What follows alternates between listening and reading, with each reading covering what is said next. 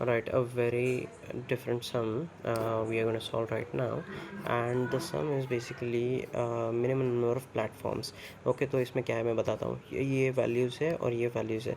The above are the arrival times and below are the departure times. Okay, तो अब ये 900 मतलब क्या है, 9 o'clock है. 9 o'clock को आ रही है, ये 24 आवर फॉर्मेट में. Okay, so don't worry about that.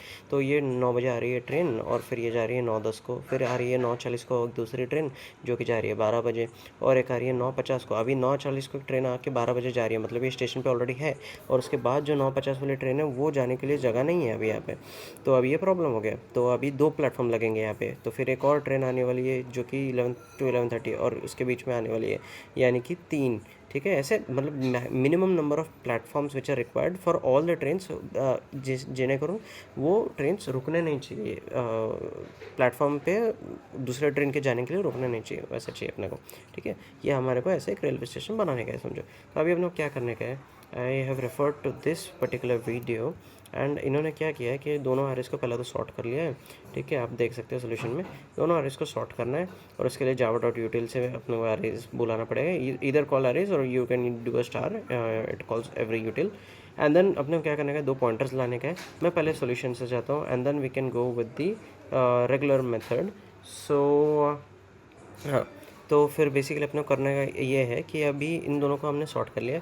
सो उसके बाद जो है अभी ये 9 को आ रही है. ठीक है, तो अपने को क्या करने का है, 2 काउंटर रखने का है. एक काउंट करके काउंटर रखने का है, और एक जो है वो मैक्स करके रखने का है. तो अभी जो समझो ये 9 बजे आ रही है ट्रेन और 9:10 को जा रही है.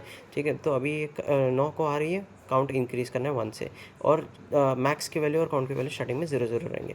तो अगर काउंट की वैल्यू बढ़ती है मैक्स से, तो मैक्स को उसको सेट कर दो. ठीक है, अभी 1 आ गया, 1 हो गया, वो मैक्स में 1 हो गया. उसके बाद इसके बाद हम लोग चेक करते हैं दोनों में से कम कौन सा है. अभी आई प्लस प्लस हो गया, तो आई यहाँ पे और जे यहाँ पे. ठीक है, तो आई और जे में चेक करो कि बड़ा कौन सा है.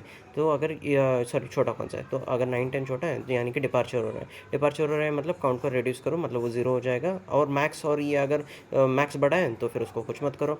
उसके बाद आगे बढ़ो, तो फिर 940 अब जे भी बढ़ जाएगा.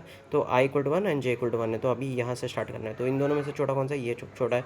तो फिर वो वैल्यू क्या होगा, 1 होएगा, 1 होएगा. उसके बाद 1200 है, तो यानी कि 12 बजे.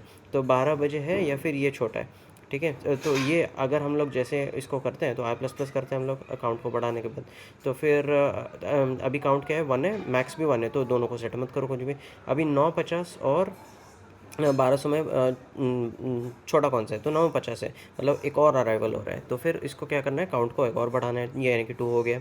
तो अभी आई की वैल्यू भी प्लस प्लस हो जाएगी, यानी 11 बजे है, 11 बजे और इसके बीच में 11 बजे, तो फिर अकाउंट 3 हो जाएगा. और ये अपडेट करते जाओ, अगर मैक्स हो गया तो उसको मैक्स को अपडेट कर दो. मैक्स अगर सॉरी काउंट अगर मैक्स से बड़ा हो रहा है तो उसको अपडेट कर दो. Similarly now let's go to the solution.